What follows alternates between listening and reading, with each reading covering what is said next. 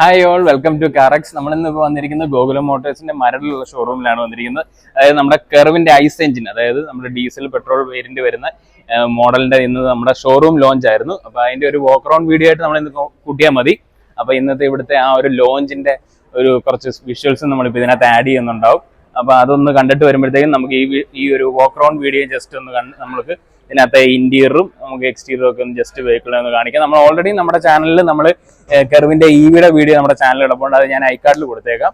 അപ്പോൾ ഇതിന്റെ drive video നമ്മൾ എത്രയും പെട്ടെന്ന് നമ്മൾ അടുത്ത നമ്മുടെ ഒരു ദിവസങ്ങളിൽ തന്നെ വെഹിക്കിൾ അവൈലബിൾ ആയി കഴിയുമ്പോൾ നമ്മൾ കൊണ്ടുവരുന്നതായിരിക്കും.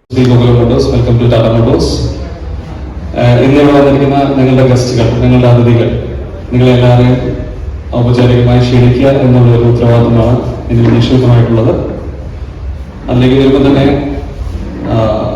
വളരെ കൺവെൻഷനൽ ആയിട്ടുള്ള നോർമൽ ലോഞ്ച് സിസ്റ്റം ഞങ്ങൾ ഈ പ്രാവശ്യം വേണ്ട എന്നുള്ളൊരു തീരുമാനത്തിലേക്ക് എത്തിയിരുന്നു. എന്തായാലും കാരണം എന്ന് പറഞ്ഞാൽ നോർമലി നമ്മൾ ചീഫ് ഗസ്റ്റിനെ വിളിക്കും, ചീഫ് ഗസ്റ്റ് ആയിരിക്കും നോർമലി ഇതെല്ലാം ചെയ്യുന്നത്. പക്ഷേ ഇപ്പോൾ ഞങ്ങൾ ഈ പ്രാവശ്യം ഞങ്ങളുടെ ജീവൻ ഞങ്ങളോട് വ്യക്തമായിട്ട് പറയും, നമ്മുടെ കസ്റ്റമേഴ്സ് ആണ് നമ്മളുടെ മെയിൻ ആയിട്ടുള്ള ഞങ്ങളുടെ asset.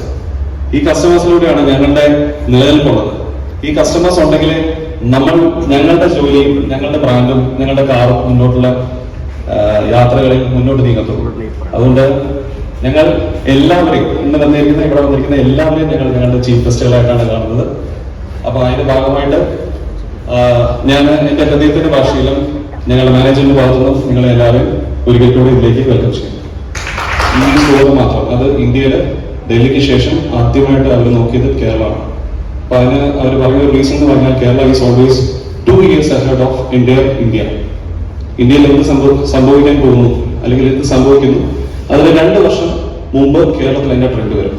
Because of our purchasing capacity, because of our customers exposure in different countries and നമ്മുടെ ഇന്ത്യ എന്ന് പറയുന്ന രാജ്യത്തിനോടും ഇന്ത്യൻ മാനുഫാക്ചറിനോടും പുതിയ ടെക്നോളജീസിനെ പുൽകാനുള്ള ഒരു അല്ലെങ്കിൽ റിസ്ക് എടുക്കാനുള്ള ഒരു ധൈര്യം.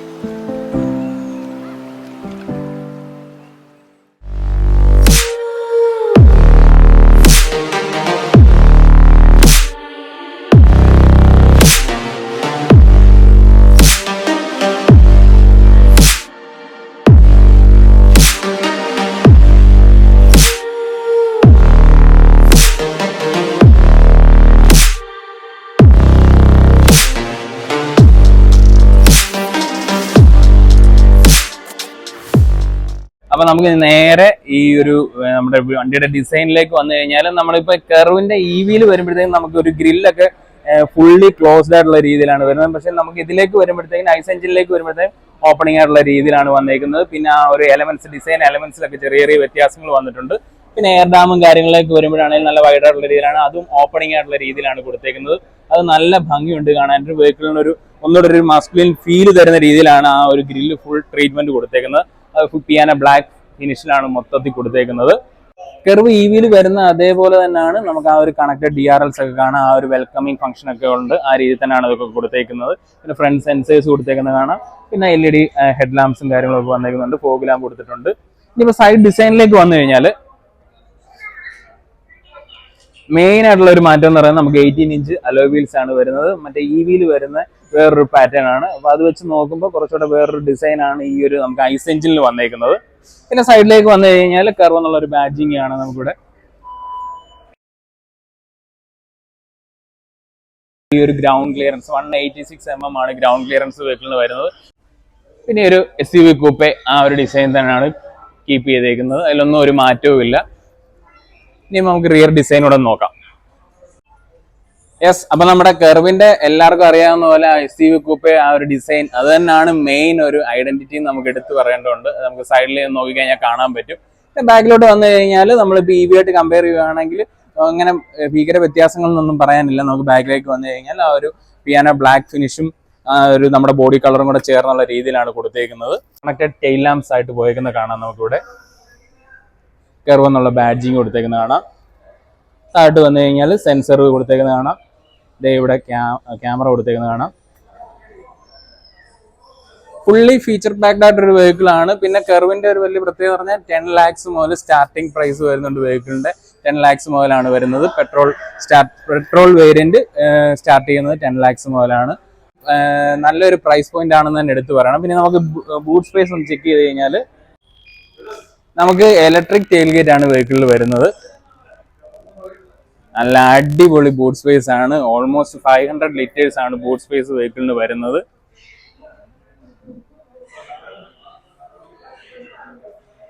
യെസ്, അപ്പൊ അത്രയാണ്.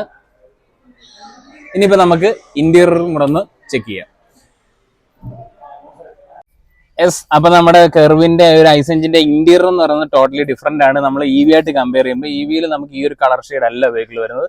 അപ്പൊ ഈ ഒരു ബർഗണ്ടി കളർ ഉണ്ട്, അത് നല്ല ഭംഗിയായിട്ടുണ്ട്. ബർഗണ്ടിയും ഒരു ബ്ലാക്കും ഒരു മിക്സ്ഡ് ആയിട്ടുള്ള ഒരു ഡ്യുവൽ ടോൺ എന്ന് നമുക്ക് പറയാവുന്ന രീതിയിലാണ് ഒരു ഡാഷ് ആണെങ്കിലും സീറ്റും കാര്യങ്ങളും ഒക്കെ വന്നേക്കുന്നത്.